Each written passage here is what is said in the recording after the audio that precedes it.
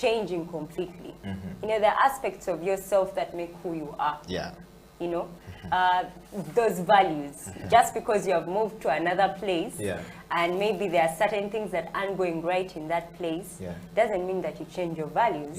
So yes, much as, you know, you change and you transform, which is growth, if there are certain values that you stand for, they need to continue being there, because values make you. All these things can go, you know, and even when you're out of a job, people eventually forget you, but people do not forget who you are. People do not forget the values that make you.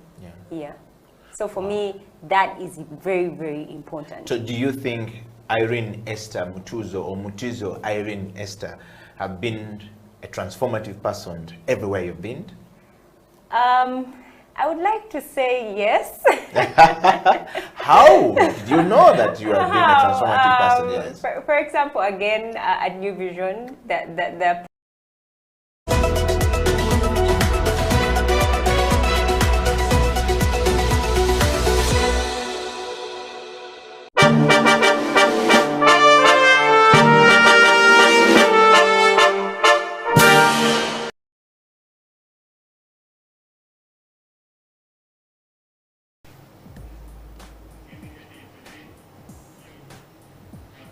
It's a CEO Bench. My name is Okila, and this is House of Talent Television. Welcome to the program this week. I know all of you guys are wondering, is change time from 11 to 12? What's going on?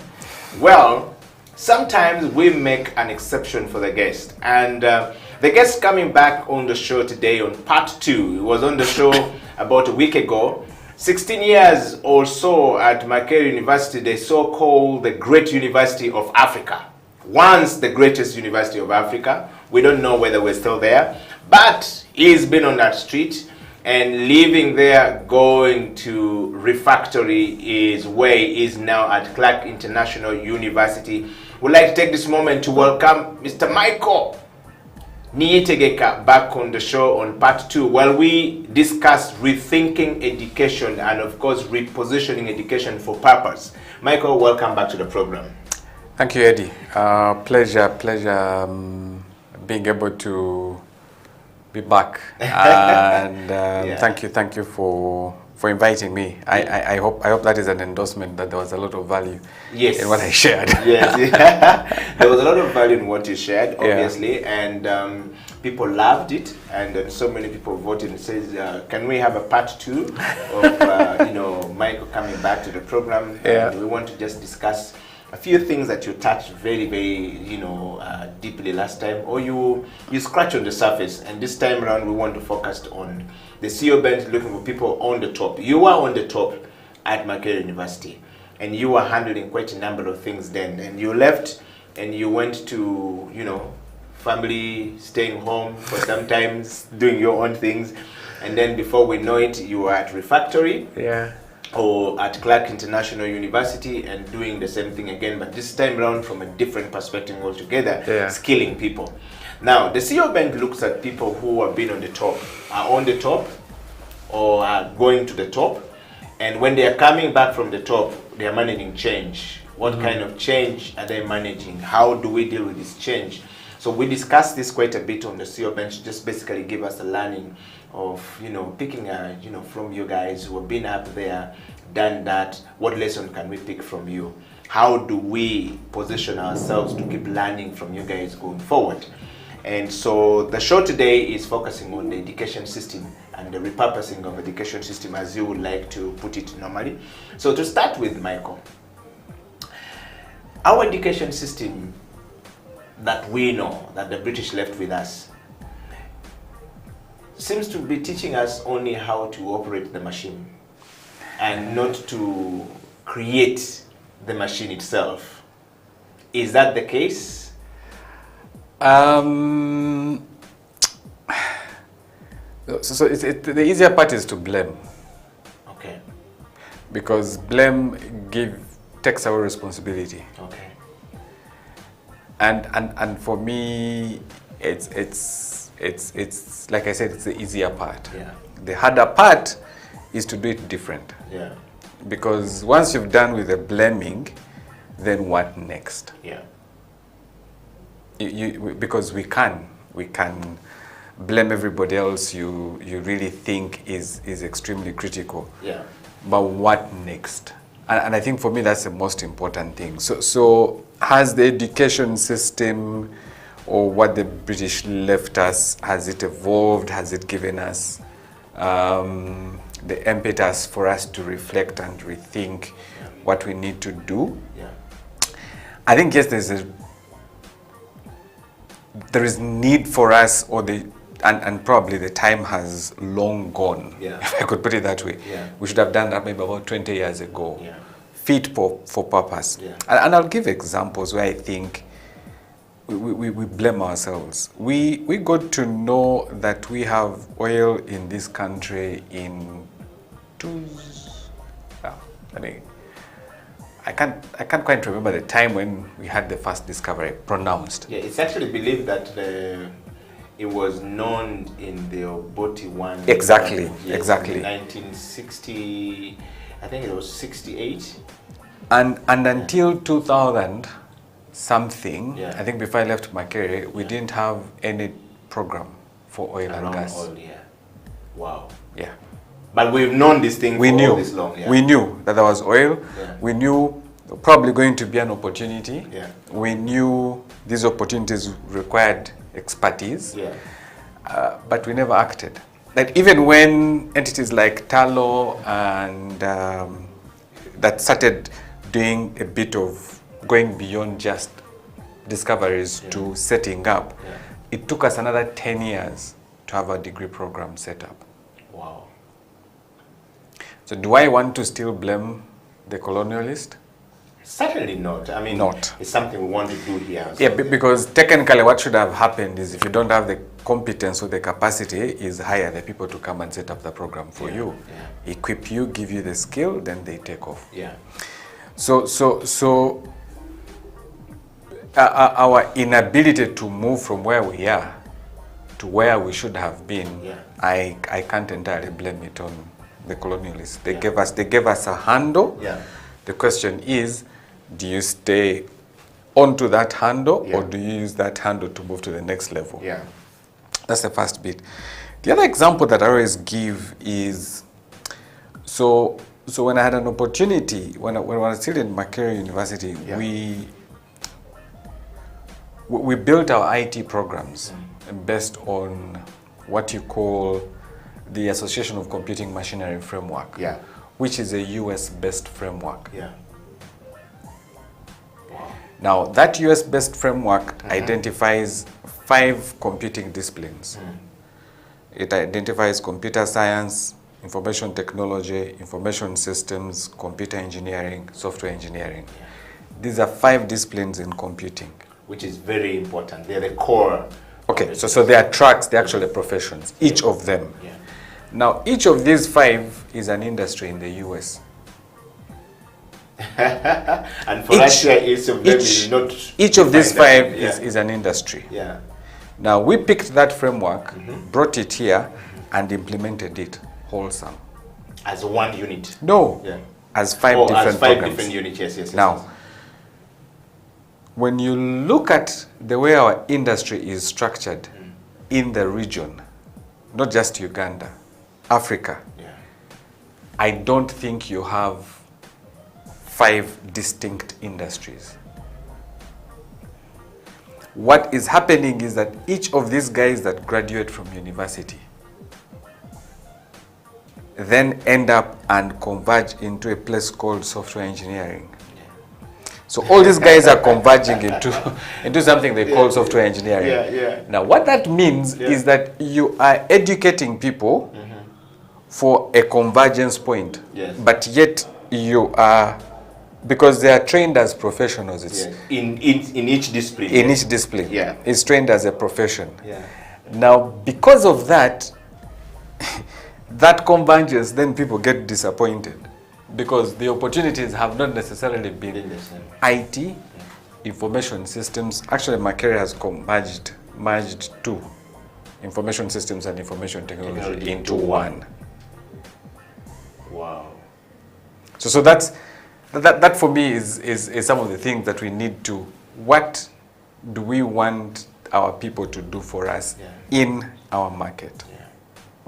How is the structure? The person who has trained as an electrical engineer, where are they working? If you're trained as an agricultural engineer, I come from Fort Portal where we have tea estates, and one of the challenges they have is finding agricultural engineers on the estate. Well, yet we're producing these guys. They're graduating. They're graduating from universities. We're channeling them out. Yeah. So those are the disparities that we have in our ecosystem. Wow. Now, and all this requires us to be very intentional in spending time in industry to understand what is industry looking for. Which is what you call fit for the purpose. Fit for purpose, yes. Right. Michael, that said, by the way, I just wanna, is that a question of us from, I'm just listening to you from the 5 pillars of the computing discipline, disciplines, and then you're saying you picked it from the US, you brought these things here, and you trained each of these people, and they went and converged in one thing called software engineering. Well, those are the opportunities. Yes, which is available. Yeah, that's what the market has offered for them. A couple of years ago, we had guys who were doing networking. Yes. Networking was one of the...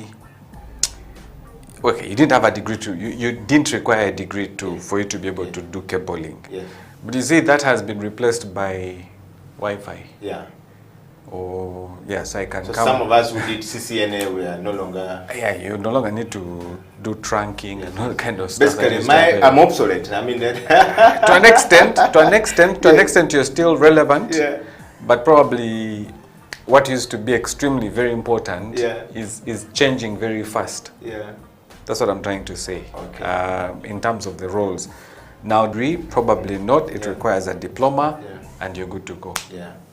So that's what you're saying, that we need to, fit for purpose, rethink this thing, and put it for the purpose that the industry is looking for. Exactly. Now, that said, Michael, why is it that it's taking us so long? We want to borrow from you. You were, in university and still really in the university.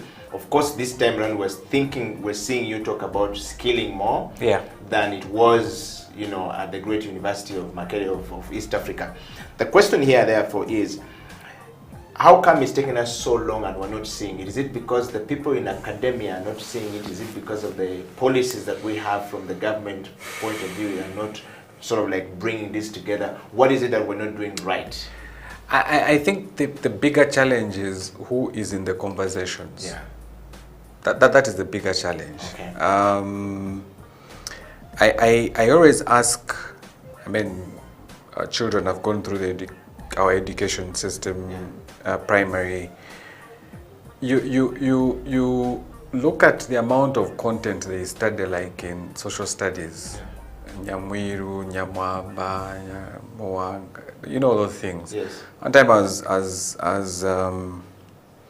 traveling with my daughter from Fort Portal, and we get to Mitiana, and I say, hey, Micheal, see Lake Wambala, and it's like, wow, very close here, there's a big hole. If you go there in Mubende, you will disappear because there is Walumbe. And I'm like, sweetheart, I wish you knew that stuff actually is let me not disappoint you. At your level, you're hearing this thing and the reality is striking you in the face. Because when we're studying it, of course, you used to think there's a guy who is going underground and he's moving. Yeah. Of course, it made a lot of sense then. Yeah. But the question is, so what do I want to have my daughter, who is in primary, deal with? Because yes, and we can argue that maybe because she's in Kampala, she's exposed a little bit more. Yeah. But even the guy who is up country, the guy who is in the village school, how can I make them become socially responsible? Because that's the essence of social studies, really. That you have socially responsible citizens being groomed. which in tandem will give you what we're looking for. Exactly, yes. exactly. Yeah. So in this era that we are in, because I'm sure there was a time when belief in other gods or other powers was very important. Yeah. The god of the rain, the god of the sun, the god of whatever. But the question here is, Michael, just to interject, I don't see how relevant that is, because it's not a reality of things. You know, it's not a reality. It doesn't help me with, I mean, it's where does it fit? Probably, Eddie, that's what I'm trying to say. Yeah, yeah. Probably there was a time when that was relevant. Yes, yeah. Probably there was a time when that was relevant. Yeah. You get it? Yeah. We can talk about the Uganda areas and how it was built from Mombasa to here. Yeah. But where is it? You get it? Yeah. So, and I'm not saying that they shouldn't learn how Uganda came into existence. Yeah. We definitely need to have the history around how the railway came into Uganda and that whole thing.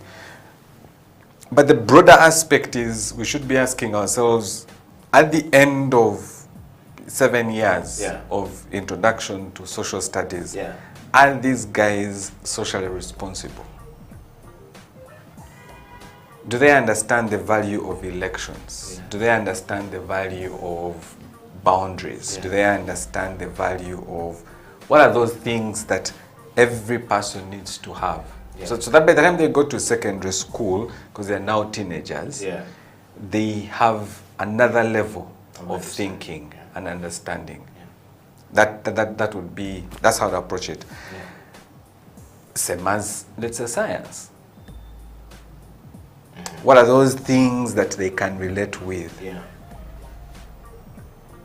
I know they're making sense. Yes, you're making a lot of sense. So that, I'm trying to process that information. Yes, so that in the day-to-day life, they're able to see the application of science. The challenge we have is that a lot of these things remain very abstract.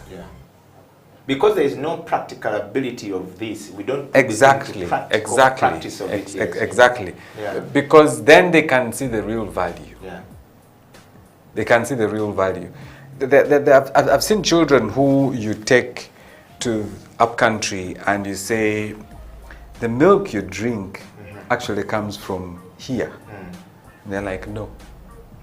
Because in their education, there is no internet they have between the two. Not seen that relationship. But they will tell you the value of milk, calcium, and all that kind of stuff. But yeah, so man, I can go on and on. No, it's actually very good. This is CEO Bench. We are talking to Mr. Micheal Niyitegeka about repurposing education to fit the need of our times. You know, we are talking about these things and look like, you know, it's not serious, but these are really very serious stuff. You have a son, a daughter, how do they reason? Given the education you are now giving them right now, how are they reasoning with whatever they have right now? Forget about COVID-19 coming and setting us apart and, you know, putting us like miles way back from where we were. Maybe COVID has actually just presented us opportunity to be able to rethink about some of the things that Michael is talking about. And Michael, just before we take a break, I want to just, you know, pose this question to you. I know I wanted you to answer it, but where are we not getting it right? And how can we get back to these things that you've highlighted to actually start saying, you know what, these are the things we need to do? Because we have some really good brains in academia space, and we have some the northern part of the people from the northern part of Uganda had there are so many educated people, really serious degrees, and now we're beginning to see some of them in central Uganda and some of them in western Uganda. How come we're not taking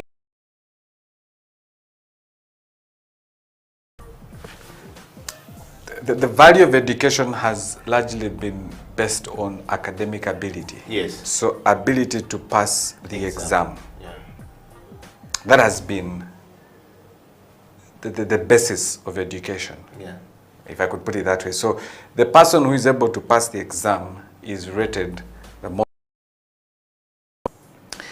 Education hasn't looked back to say, can we also give an opportunity to the person who is able to do And I'll give an example. One time, we wanted to, there was an opening at Micheal University in the Faculty of IT.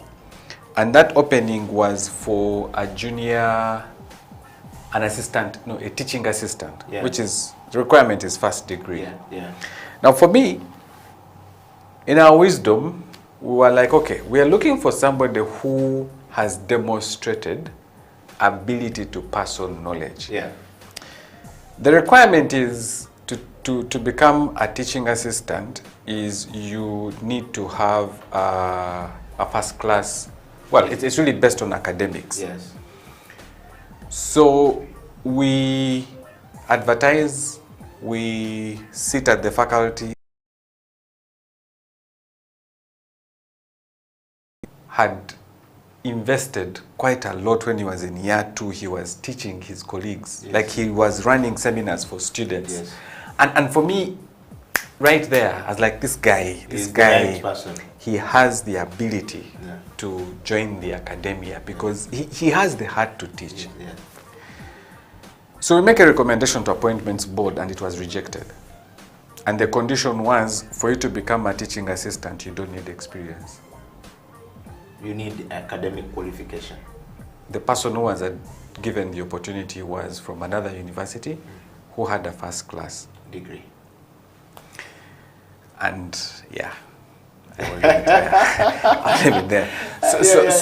So how does that make you feel, like, Michael, when you probably you're seeing the difference between the reality and the deception, that all of them are placed in close proximity for you to see it, and how do you go ahead to convince, to say, look, this young man may not even ever get a first-class degree, but the impact of what he's already doing at this level is greater than the impact of the person who has a first-class degree? Is there a case like that? He missed first class by not such a huge margin because he had an upper second, which is like. But the fact that appointments board threw this out, and guess what this guy did? This guy went and set up a training academy in Niyitegeka. And we were sending our students to go and do internship in his academy. and he met me and told me, he says, in his first cohort, he made a turnover of over, I think, close to 100 million. And a net profit of about 70 million. Wow. I'm like, which the colleague of the first class degree from another university will take him so long to probably publish so many papers to try and get it. Of course. Yes. But you see, that's where sometimes, and I don't blame university. Because you see, universities world over take a very long time. Like I said, universities are like elephants. They need to turn here. They will first go to Kisimenti, turn, and then come back. By the time they get to Kisimenti, it's 10 years. The road to come back is 10 years. By the time they come back here, it's 20 years. 20 years. This place has already moved to another point. And that's universities world over. The difference is that we're probably not copying up in universities like in Europe or Canada. I had an opportunity to visit a university in Canada. And they have already created positions of professors of practice. So, Eddie, based on the work that you're doing right now, because you are in practice, you don't need a first-class degree to go and teach. Which is better than the person who is teaching without practice. Exactly. Now, when you look at our education structure, you, other than the teacher, secondary, primary education, at university level, you get a first class, upper, second year, and we can coexist. We can coexist and say, okay, help you in the skilling side, preparing people for the world of work. By the time they realize that they can actually do both, like I said, they'll first go 20 years, come back, come back. years, which is 40 years. Well, 10. Yes, 40 years. Yes, the CEO bench will go for a break, and when we come back, we will be looking deeply into the question of you failed in school, but you are more excellent at practice, and you are better than those who got the first class. And of course, the studies are quite very clear. We've seen these people who are academically very bright. They say he's very bright, but they are walking and drinking, and they are mad on the streets. And the one who was never academically very sound in class is actually running a factory, or is running an industry, or they built a conglomerate of business, you know, structures, whatever we call it.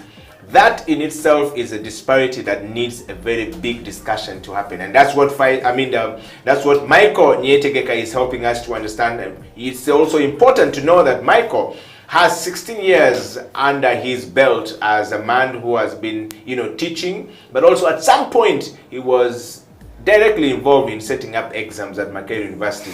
And of course, who better discuss this when he's talking about refactory, reskilling people. We're live on Facebook, we're live on Twitter, and of course we're live on YouTube. If you're finding any problem on YouTube, on Facebook, please dive to Twitter, and please send us your kisses and disses. We want to hear from you. What are your comments about the education system and rethinking about the education system to actually fit the purpose that Micheal is talking about? We'll be right back after this break. This is the CEO Bench.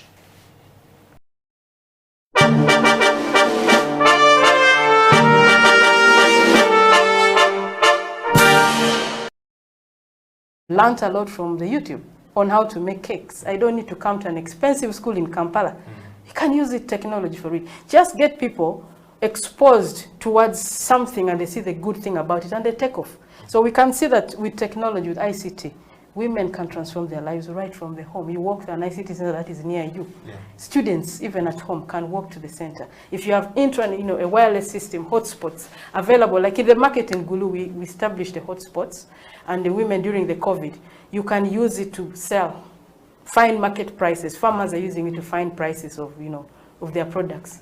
Network, the possibilities. You open people to the world and take them away from their small world. Yeah.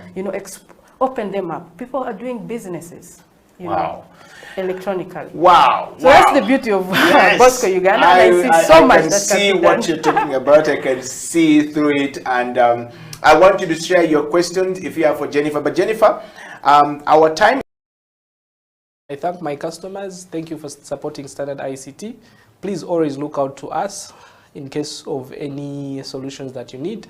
But I also thank the entire audience. Thank you for watching me. And I hope to be back here maybe next time so that we can try and break whatever we've discussed into more detail so that people can be able to understand. Wow.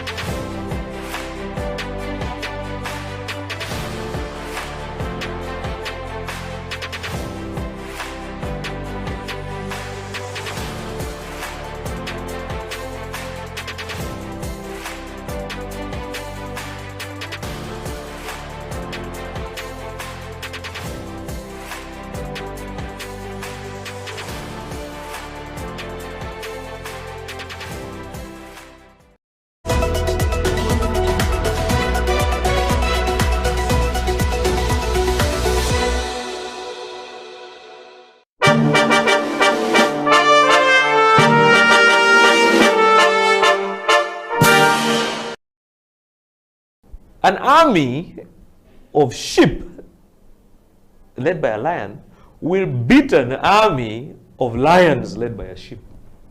That's a fair. Yeah. So let's be very honest about this thing and really understand that you need to understand where you lie and where you fall. So it's very important for us to understand that leadership has to be definitive. You can't be laissez-faire. It has to be definitive. You have to be strong, just like a lion. You know, when a lion meets an elephant or a buffalo or whatever, the buffalo and all these animals run away, and yet, by the way, they are stronger than the lion, they are heavier than the lion, they are more intelligent than the lion, they are taller than the lion. They run away. The lion, because of its attitude, It's his lunch. That is a leader. Mr. Tony Trump, thank you very much for coming to the CEO bench. And I want to ask you, so if you were elected the President of the Republic of Uganda today, what would be your first State of Nation address now as you look into the camera and close the show? I think my first State of the Nation address would first of all to... I think I'll just close it down.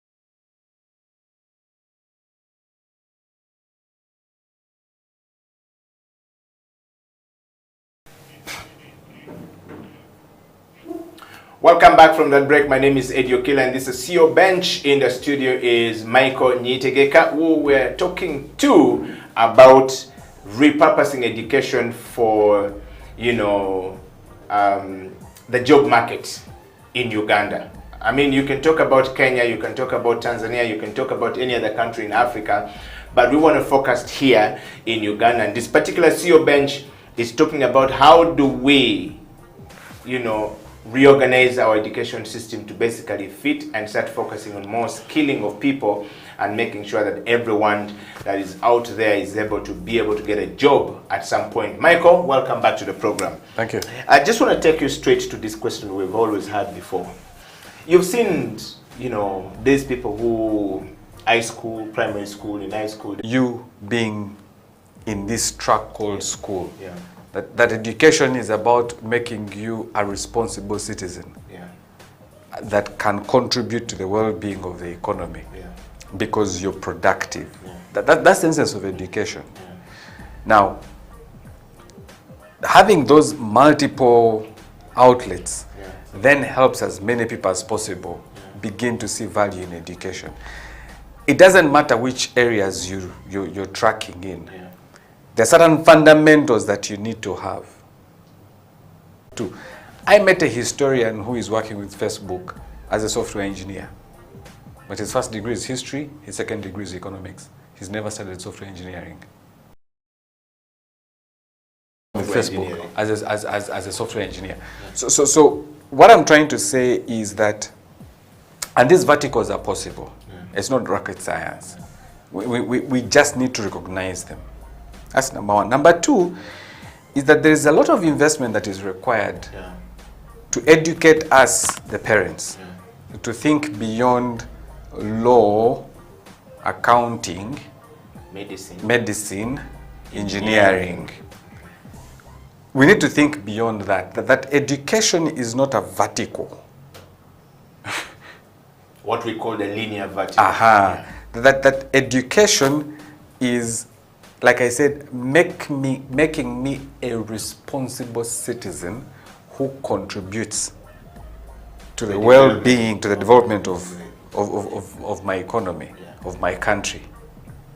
Now, whether I'm a musician, whether I'm a guy who is making noise by the roadside, the question is, do I have the awareness that I have a responsibility to contribute to the well-being of this country?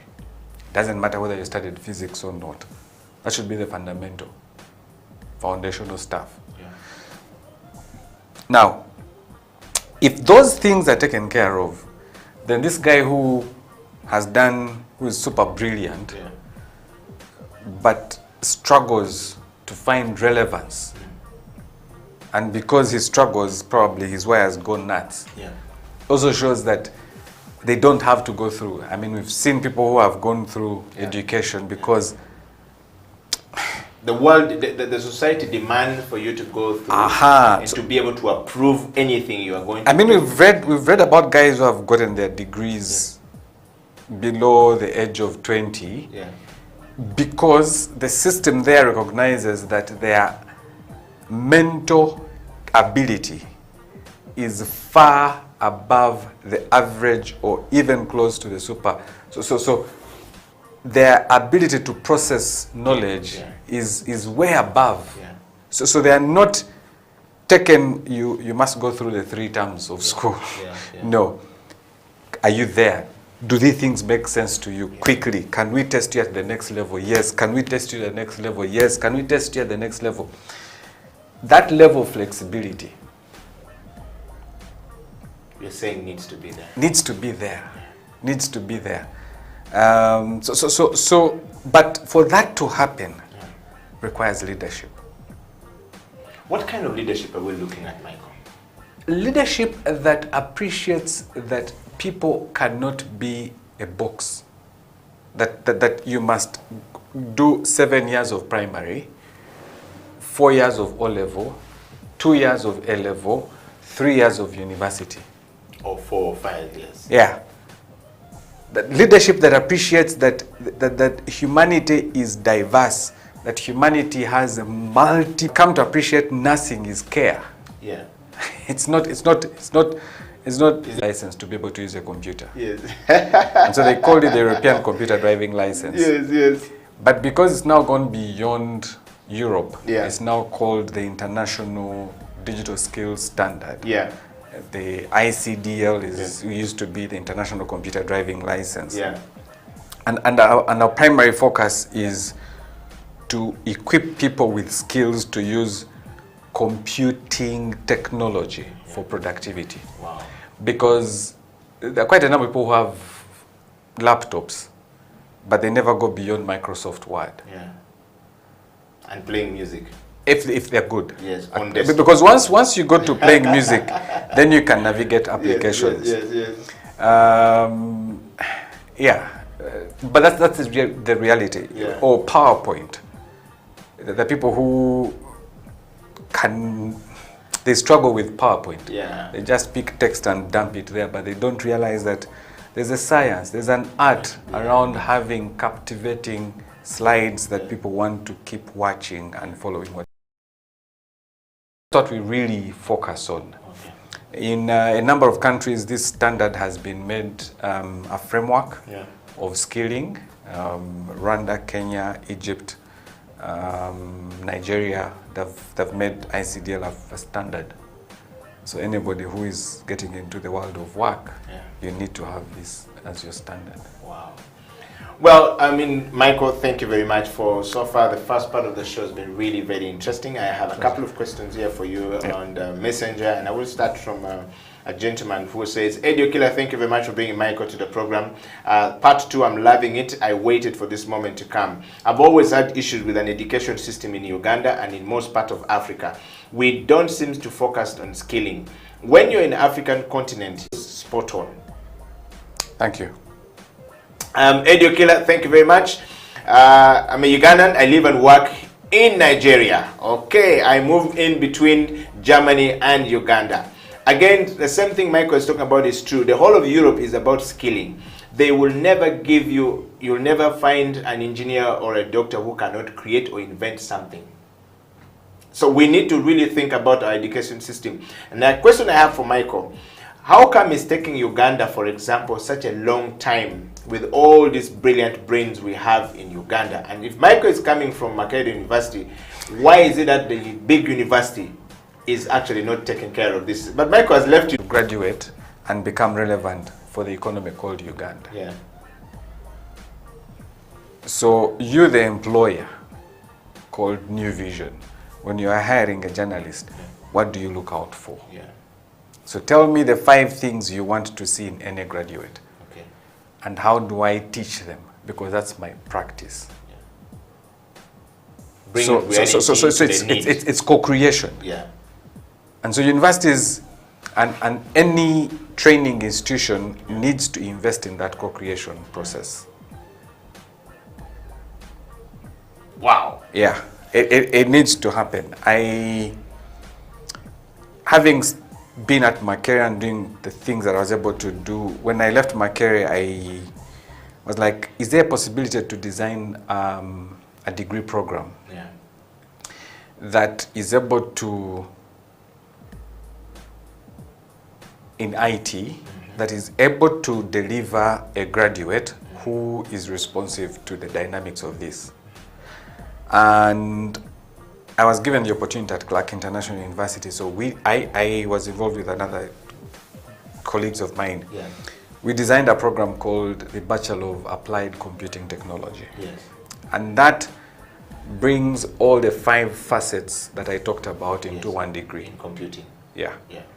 Now, I then spent time trying to understand how our ecosystem is designed. Yeah. And I found there are basically 3 key components in our ecosystem. Yeah. Component 1 is infrastructure. Yeah. A lot of guys must be involved in infrastructure. Yeah. Component 2 is component 2 is applications. Yeah. Component 3 is business. Which is very important. Yeah. Yes. So the degree program is designed on, a spectrum of 3 things. Yes, at the end of the 3 years, you will either come through the infrastructure piece, and that could have servers, could have cloud, could have, or the applications, which is about software development and that kind of stuff. And then business is how you deal with technology to sell technology. Yeah. Wow, which is what they're calling the business, the enterprise part of the technology. Thank you. Wow. Well, it's a CEO Bench. My name is Okila, and of course we're talking to Micheal Niyitegeka, Refactory. If you haven't checked out Refactory, probably go onto their website and check them out. And of course they are there to skill and to, close the gap in the education system. The CEO Bench is on this topic today, refocusing the discussion on how we can the secretarial studies is no longer there, and it used to be skilling, and we learned how to use typewriters. Yeah, the role secretarial has since been taken over because I no longer need a secretary. Yeah. But the skilling of being, of knowing what to do. I agree. Yes. And so the CEO now has to type his own letter. Yeah. The question. and it's no longer a letter. Yeah. It is an email. Yes. You get it? Yes. So there's been a shift. Yes. And that's some of the things we need really to pay attention to in terms of reality and context. Is there any, sort of like a skilling, program you have on how to structure digital skills? Email? So we go back to digital skills. Okay. Because we've moved. Yeah. And part of communication skills that is taught should really be focusing on that. How do I give you a skill to help you be able to write an email when the person reads the other side says it's a compelling email that we need to be part of this. Exactly. Wow. Exactly. We're going to take a break, and when we come back, Micheal and I will be diving into the last part of the show where we're talking about fit for purpose. That's what Micheal is discussing today. It's a deep conversation. I've seen some people here from the US and from Canada. Somebody made a reference from Canada. I've seen Chris in Canada said, I'll have a question. I've seen another person coming up from Australia. So I'm going to read your questions. And of course, the Ugandan here, people at home, I know Facebook is a bit of a trick for you guys, but you can go to YouTube and send your kisses and disses or your questions or comments, whatever, whatever the case may be, and Micheal definitely going to be able to get into it. The CEO Bench will take a break, and when we come back, Micheal and I will continue from there. Stay right there, I'll be right back.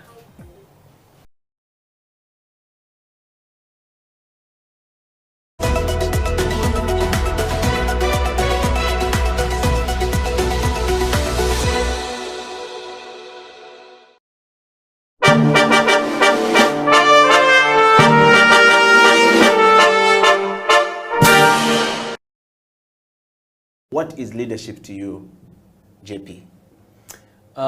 So for me, the leadership, I would say there are different components, but the most important is the art of knowing people. Yeah. How you know your associates, your colleagues, and all the different stakeholders that are part of the business. How you know your bosses, your investors, how you know the key people that bring you business, the key relationship you must have in the market in order to make sure that thing goes smooth. So I think this requires an openness of mindset. And I would say that for me, the fact again that I have two cultures, I live in different places, it helps a lot. You find similarities, of course. If I see how Ugandans are and how Brazilians are, they are not totally alike, but there are a lot of similarities. If I see how a French person is, or a German, or an American, they are very different.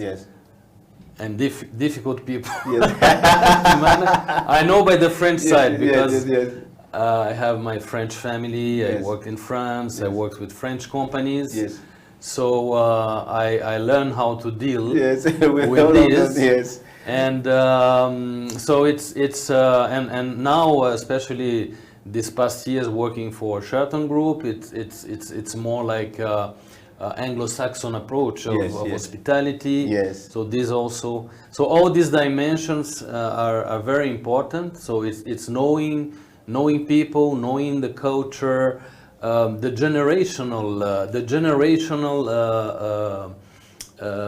different generations you deal with. It's a very important.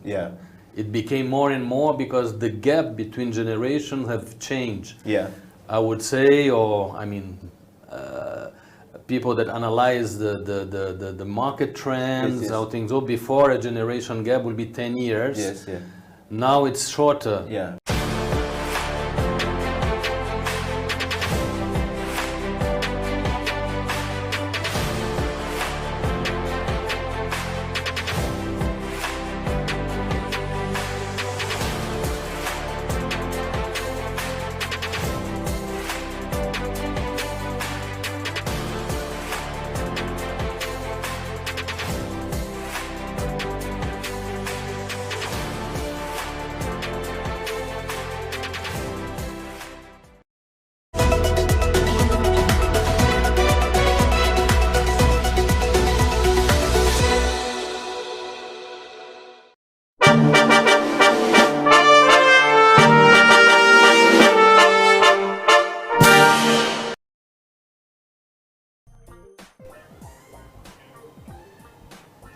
It is a CEO Bench. My name is Okila, Micheal Niyitegeka in the studio, and we're discussing repurposing education for what it means to be, or what it's supposed to be.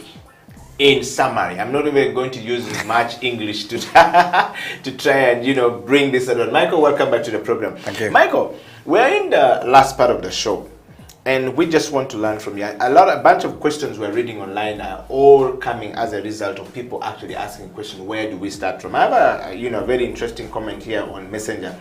Okila, thank you very much for bringing Micheal back to the program. I'm loving this thing. I stayed up late to wait for this program to come. I wanted to hear what Micheal would say about his thoughts on education system as a man who has been there. My name is James. I live and work in Canada. Micheal has quoted something very important. When you come to Canada and you look at the education system in Canada, and you go back to Uganda and look at what we have, they're completely two different worlds altogether. In my view, Makerere University and any other university in Uganda needs to start bringing people from the Kwagalana group who have businesses, running serious business downtown there, to come and give the lecturers in Makerere University lessons. Or they should be given master's degree because they are teaching business administration, and these guys are really practicing business administration and building. It is a disparity and a failure on our side to actually have a professor teaching what they have not practiced. These guys run business. A professor is teaching a business he has never been able to manage. How do we bridge the gap? Micheal can help us throw more light in that. Like I said, you see, education has, the ultimate goal of education is to expose you to approach. The guys in Kwagalana group are doing it. Yeah. But they may not give you a structure of how they are doing it. Yes. And what is that, and that should be the difference, that somebody who, and that's why people like Mandela, City Oil, are able to hire experts to come and run his business. Yeah. He understands what he wants. Yeah. He has certain principles, but Mandela is not going to the kitchen. Mandela wants the business to run. He wants the people that come to the restaurant to have a quality of service. Yeah. And I think we should be asking ourselves the question, why are we seeing more Indians? And I have no problem with Indians. In the hospitality business. And it used to be Kenya. Yeah, a place for you. Yeah. So how do I tap the knowledge of Kwagalana? What the universities need to be doing is doing case studies. Yeah. And that's why Harvard Business Review, or I mean Harvard has what they call Harvard Business Review. Yeah. They spend time in industry. Yeah. And then they document that, and that's how they transmit knowledge. I have failed to understand why we don't have that very many case studies in Uganda being taught in business school. Maybe because we don't have the infrastructure that allows us. What infrastructure do we need, Eddie? To go and spend time, rather than teach about McDonald's, I teach about CJs. Yeah. Okay, now I understand your point. Why can't I write about Feed Right? Yeah. What is Feed Right doing about African food or even K2 restaurant? Yes. Like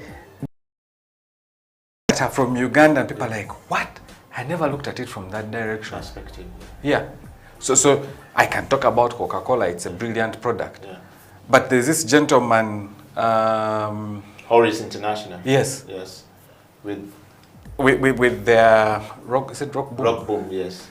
Rock Boom is a case study, boss. Yes. It is. It should be a case study. It is. I was counseling a young girl and who recently got a problem, and she got a sort of like a mild stroke, and I was wondering, and the discovery to her was, I'm using a lot of Rock Boom. So I asked why. She says, because the first time I drank the Rock Boom, something about it, and since then I have been drinking too much. I'm like, there's too much caffeine. Yeah. So there's that aspect around it. Yes. But there's also a business aspect. Yes. There's something that he has discovered that has made him sell the product in the quantities that he is selling. Which is exactly what, in essence, what the girl was saying, and we don't know what it is. Thank you. Yes. So what we need is, as academicians, to spend time with those guys, understand, document what we have understood from them, and then transfer that knowledge to our students. Because then you're contextualizing. 80% of the case studies that we have are not here. They're not fit for our industry. Can't even relate. Because they are from textbooks or materials that we've picked online. Wow. I was recently teaching, coaching Michael just not very long ago, about a week ago. And I had this, I had the privilege and opportunity to teach transformational leadership, which is at the core of my heart. It's something I really love. It was a 2-day class in a big organization in Uganda. In fact, about 3 of them. And one person stood up and asked me, this is a leader, and said, how do you go in to get this kind of information, yet we're in the industry and we're always having research and development? Since even we have information being released by people like Ipsos and all these guys, but yet for you are giving us context and we've never looked at it. Then I ask him, I says, but the context is right in front of you. I mean, one of the examples I used was Bobi Wine versus Mzee Yoweri Kaguta Museveni, and then Kizza Besigye versus Bobi Wine, and I used Kizza Besigye versus Mzee Museveni, and I gave them the context. And it was difficult for them to understand, and I was just trying to paint a picture of laissez-faire kind of leadership versus autocratic, and then I was trying to look at the transformative leadership approach versus a democratic leadership approach. They live within us, but it was difficult. So I realized, whereas some of us take time to study these things, and I am a collector of President Museveni's speeches. From I don't know how long, and whenever he speaks, I go through it, then I make notes and I put these things, and I love listening to all these things. And then I realized that the research and development, the way he designed in Uganda, is absolutely very different. It gives a totally different information. Now, you've talked about it, and I want to ask you a question, Michael. Yeah. How do we help Ugandans to start going deeply to say it is okay for you to use an example of Michael Niyitegeka and a refractory case as a case study to move forward, to change and repurpose the education system going forward, borrow from there? How do we get Uganda to think that? Because we're always looking for something, but we never want to see what is good and with us. So Eddie, what I will say is it really goes back to how do we teach? Do we teach for discovery or do we teach for remembrance? When I teach for discovery, the way I will deliver content will be totally different from the way I teach for remembrance. When I teach for discovery, I'm a facilitator. Yeah. I'm a facilitator of learning. I facilitate you to learn. Yeah. When I teach for remembrance, I teach you how to make the coffee. Okay. And the instance is, remember, this is how you go do this coffee. Yes. Here. Yes. When I'm facilitating you, Yeah. I see what you're doing, I then correct you. Okay. Yeah. Very tongue twisting, Yeah. very brain. But that's the essence. Yes. So technically what needs to happen, Yeah. we all need to change from being teachers to facilitators. Okay. And that shift is massive. Yeah. For it to happen and for it to be effective, Yeah. it means that you, Eddie, Yeah. needs to empower the student to take charge and step back. Which is not usually a very good case for Eddie Okila to step back easily, because I am very invested in this thing. It's authority. Yeah. It's about power. Yeah. It's about authority. Yeah. When I step in class, I come with authority. Yeah. When I step back, someone else is taking over. Authority. Yeah. So in summary, I think to bring this whole thing to a close, my take is that, and I would really want to appeal to the lecturer, Yeah. the teacher, and say, we don't have to wait for the education system to change. We can choose to teach what we teach differently.